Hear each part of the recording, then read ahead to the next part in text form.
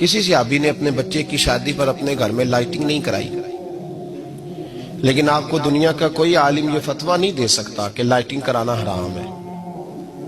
آپ شادی کے موقع پہ ساری گلی سجا لو، آپ ساری چھتوں پہ لائٹنگ کرا لو، کوئی آدمی یہ آپ کو فتویٰ نہیں دے سکتا کہ شادی کے موقع پر لائٹنگ کرانا جائز نہیں۔ کبھی سنا ہے آپ نے کسی سے؟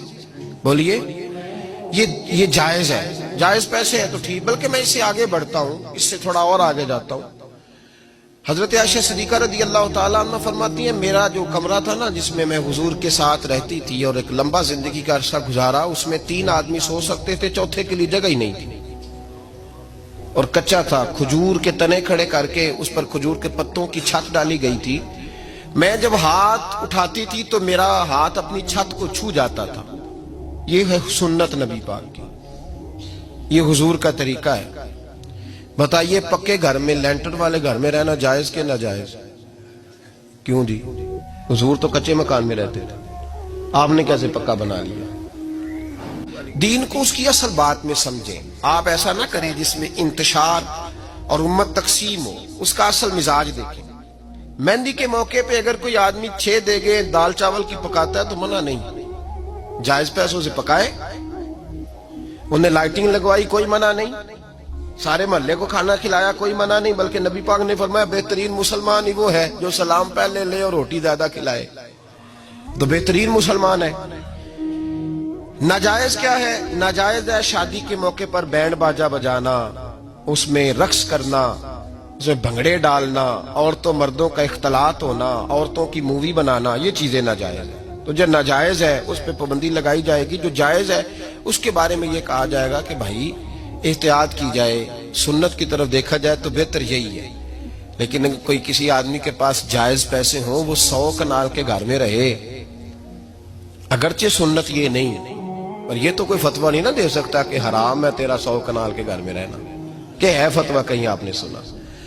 تو ہمارے ہاں تکلیف کا معاملہ یہ ہے۔ دیکھیں میرے بھائی، کسی بھی صحابی نے، بڑے درد کے ساتھ بات کر رہا ہوں اور یہ میرا درد ہے، میں درد سے اپنے دل کو، اپنے ایمان کو حاضر ناظر کہہ کے بات کر رہا ہوں۔ امت بٹ جاتی ہے ہر موقع پہ یار، ہر جگہ ہی تقسیم ہو رہی ہے امت مسلمہ، ہر روز کچھ نہ کچھ فتوے ایسے مل جاتے ہیں جس میں دراڑیں پڑتی ہیں۔ کسی صحابی نے کسی مسجد کے اندر اشتہار چھپوا کے، اعلان کرا کے درس قرآن کرایا ہے کبھی؟ سیرت النبی کا جلسہ، ختم بخاری، مدرسے کا دستار فضیلت کا جلسہ، آپ نے اشتہار پڑھے ہیں نا؟ یہ سارے مکاتب فکر کے ہوتے ہیں کہ نہیں ہوتے؟ کسی صحابی نے اس طرح، وہ تو روز درس قرآن دیتے تھے، لیکن اس طرح اشتہار چھپوا کے، پوسٹر لگا کے، اور مصر سے کسی صحابی کو اسپیشل بلوا کے یا یمن سے بلوا کے مسجد کے اندر کبھی درس قرآن کے اجتماعات کرائے، سیرت النبی کے جلسے، ختم بخاری کے؟ او بھائی یہ ساری چیزیں حضور کے صحابہ کی سنت سے مروجہ انداز میں ثابت نہیں۔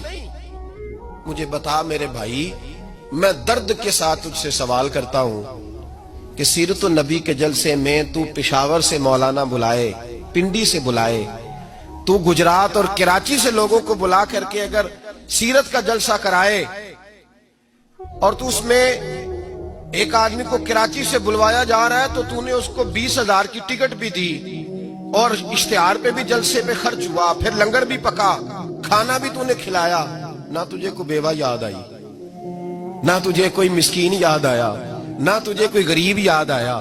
حالانکہ کہنا چاہیے تھا نا یہ جو ₹1,00,000 لگ رہا ہے کسی بیوہ کی خدمت کر دینی چاہیے، یتیم کو دے دینا چاہیے۔ درد کے ساتھ بات کر۔ سوال میرا یہ ہے کہ وہی کام جو سیرت کے جلسے میں ہوتے ہیں، پہلے تلاوت ہوتی ہے، پھر نعت ہوتی ہے، پھر کسی عالم کا بیان ہوتا ہے، وہی کام صرف نام بدل کے کیا جائے، عید میلاد النبی نام رکھا جائے صلی اللہ علیہ وسلم۔ یہ میں آپ کے ذہنوں پہ دستک دے رہا ہوں، تقریر نہیں کر رہا، صرف دستک دے رہا۔ او بھائی دیکھو، ایک آدمی وہی کام نام بدل کے کرے تو جائز ہے، اور اگر اس میں نبی پاک کے میلاد کا نام رکھ لیا جائے یا نعت کا نام رکھ لیا جائے تو پھر مجھے اجازت دے میں تجھ سے سوال کروں کہ صرف تجھے حضور کی تعریف پوری لگتی ہے؟